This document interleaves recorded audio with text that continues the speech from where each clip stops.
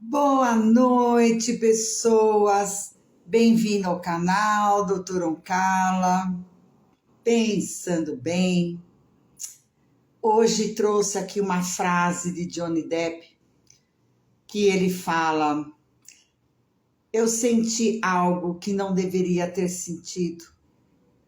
E por vezes tomamos decisões nas nossas vidas que nos culpamos, mas somos empatas, temos a capacidade de nos colocar no lugar do outro, de dar oportunidade para o outro, de ser generoso, de desculpar uma, duas, três vezes. Isso faz parte. Boa noite, quem está entrando, seja bem-vindo, deixa eu acenar aqui.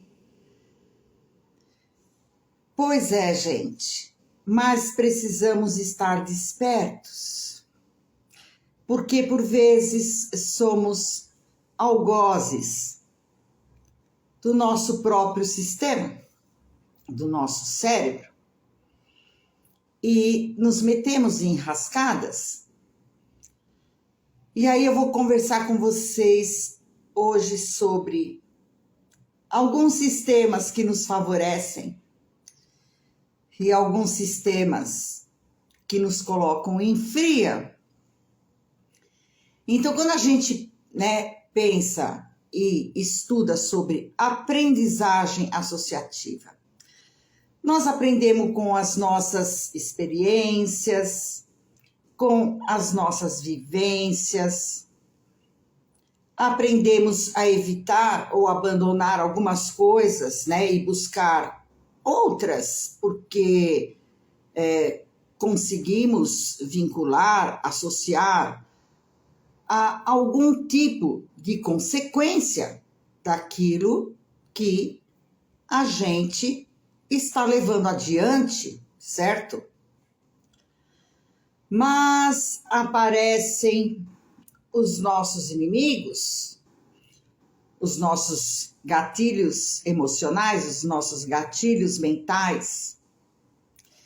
E tem o gatilho mental de escassez, que ele consiste em incitar nas pessoas a sensação de perda.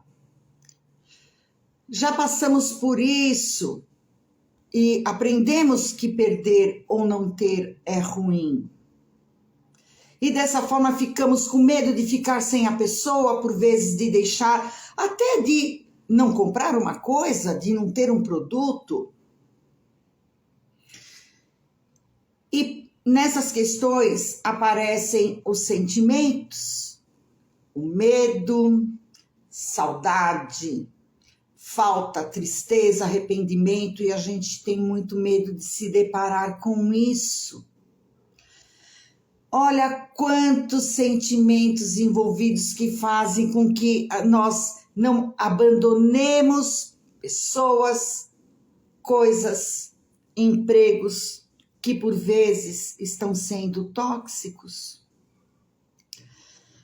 Pode ocorrer a covardia, e quando eu falo covardia não é no sentido pejorativo, todos nós temos covardia, mas pode ocorrer a covardia e a gente fica estagnado numa situação, ou pode aparecer a coragem e termos a coragem de sofrer. Olha como é que funciona o nosso cérebro. O cérebro ele efetua uma seleção daquilo que devemos lembrar em função do valor, da intensidade, do afeto que foi envolvido. Isso pode ser com qualquer situação, a questão de alegria, de tristeza, satisfação, prazer. E o cérebro memoriza aquilo que a gente gosta. Por que a gente não decora talvez uma equação matemática, porque ela não faz parte da nossa vida, ela não tem significado, né? Aquilo era para nós trabalharmos e desenvolver raciocínio, mas o cérebro, a memória do cérebro está muito ligada ao afeto, e nós temos uma região, o hipocampo, que ele seleciona, ele armazena, ele faz crivo dentro de um critério de valor emocional. Porque por vezes esquecemos coisas ruins ou situações de estresse, ou, né, como se fosse assim uma ameaça. Então muitas pessoas falam assim: nossa, a dor do parto, ai, como é difícil aquele momento. Mas o que por vezes fica registrado é o fato de conceber um filho, e a mulher engravida novamente e tem novamente a dor do parto. Boa noite, Juliana. Porque situações de estresse, olha só como é interessante. O cérebro não gosta de dor. E em situações de estresse, o estresse sequestra o foco, né? Ele interfere no armazenamento, porque o cérebro não quer registrar tantas coisas ruins. Então vamos refletir. Você não quer sentir a dor da escassez ou da falta da pessoa? Então, quando Johnny Depp traz eu senti algo que não deveria ter sentido, impossível. E isso é material de terapia que a gente precisa trabalhar. Sabemos que até o marketing de venda, ele usa escassez, propagandas que ativam gatilhos mentais para mexer com essa questão da dificuldade de sentirmos e elaborar perda. De certa forma, somos reféns disso, muitas vezes. O medo de perder alguém é natural, e um emprego, de um ente querido, mas quando a nossa história de vida, assim, nos trouxe um aprendizado traumático, esse medo, ele se torna irracional, limitante, disfuncional nas suas relações, entre suas atividades, e nós funcionamos assim. Quando eu falo da questão da terapia, na terapia a gente consegue enxergar isso. Esse medo, ele se torna limitante, ele impede a sua capacidade de escolha, decisão de criar novas possibilidades, e condena você a manter uma condição de vida num vácuo. Você tem medo, aquela coisa, ruim com ele, pior sem ele. Você tem medo de sair daquela condição, até porque somos empatas. Desculpamos, vamos tentar outra vez, e não há nada de errado com isso, mas às vezes sofremos por isso. Boa noite, Paula. E quando esse medo condena você a ficar nessa condição de um vácuo, o vácuo é o que te adoece. Embora a perda te rasgue, te estresse, isso você aguenta, elabora e passa. Mas ficar no vácuo só aumenta a doença para todos os lados de uma relação, seja a relação que for. Né? Mas a gente tem que lembrar que saudade, tristeza, perdas. O ser humano, ele foi elaborado, ele foi programado para superar isso.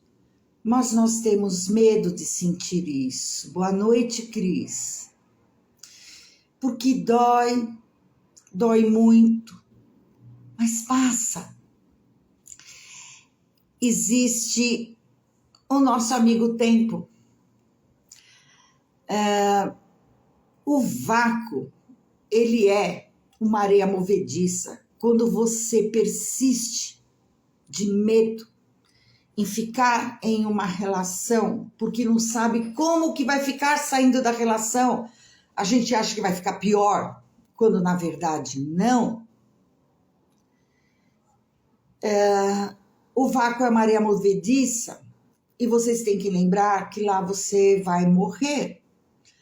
Morre a sua vida psíquica, morre a sua alma, morre suas determinações e desejos. Ou, se demorar muito, te deixa sequelas eternas. Vem mais de novo a palavra quando precisamos fazer terapia e vamos mais além que o indivíduo. A gente percebe que o social trabalha assim também. O nosso lobo frontal, né, ele é o que nos garante ser civilizados. Ele trabalha com a empatia, a capacidade de se colocar no outro, com a ética, com colaboração, generosidade, iniciativa, a nossa cognição social. E quando esses nossos lobos frontais, e vamos falar da sociedade, quando nós todos num todo somos fracos, e tais comportamentos por vezes corruptos, perversos, imorais de alguma pessoa que não chega nem a ser punida por isso, porque eles não são abandonados ou denunciados pelas pessoas. Então eles permanecem, pessoas perversas, manipuladoras, eles tornarão constantes e repetitivas em nossas vidas. Olha como é importante nós fazermos o abandono. Boa noite, Fátima. E peguem essa frase do Johnny Depp e reflitam. Eu senti algo que não deveria ter sentido. Ele amou, ele tentou novamente, ele perdoou, ele tentou fazer manobras, mas existem situações que elas não têm jeito e temos muito medo de sair delas por causa daquele nosso sentimento de escassez que ativa um gatilho que talvez sem aquilo não vamos conseguir viver e a gente não percebe que a gente fica vivendo aquilo e morrendo. Hoje eu quis trazer um recado bem curtinho. Eu estava esperando sair aí o resultado, né, do julgamento do Johnny Depp e da Amber Heard, porque quando nós falamos de justiça, não tem essa questão de gênero, de homem, mulher. Justiça é a verdade. E, de certa forma, ele conseguiu trazer uma verdade. E em todo esse julgamento de 6 semanas, foi uma coisa muito difícil.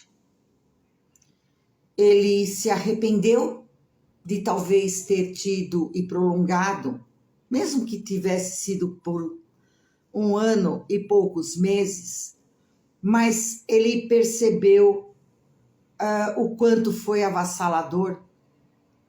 E às vezes isso acontece nas nossas vidas. Nós nos engajamos num relacionamento ou até num trabalho que vai nos desfalcando, vai tirando toda a nossa vontade, vai tirando todo o nosso brilho e nós temos medo de perder aquilo. Olha como precisamos estar atentos.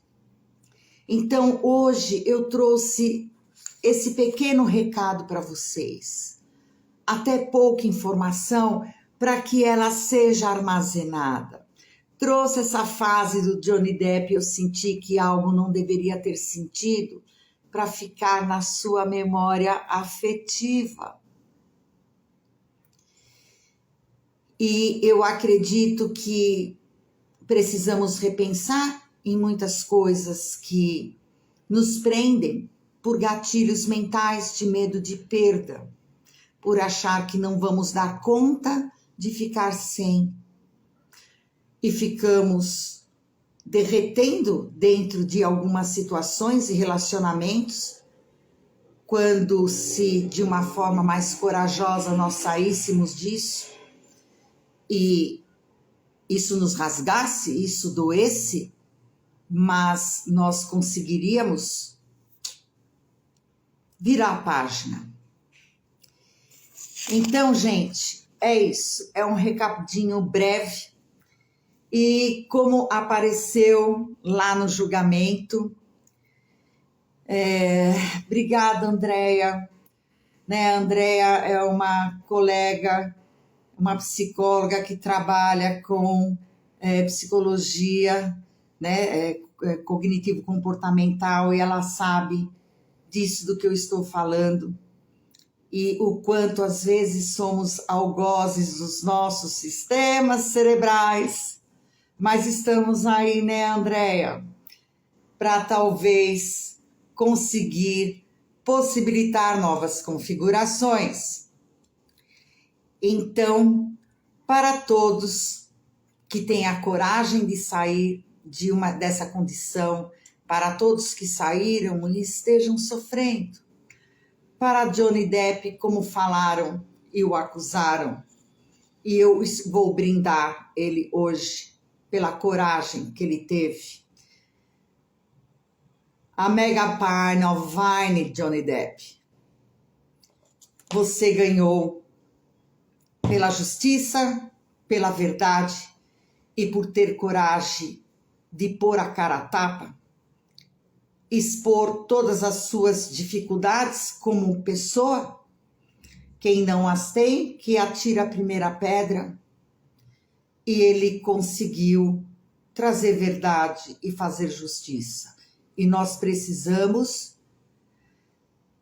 ler a nossa verdade e fazer justiça por nós. Então, um brinde a todos. Boa noite.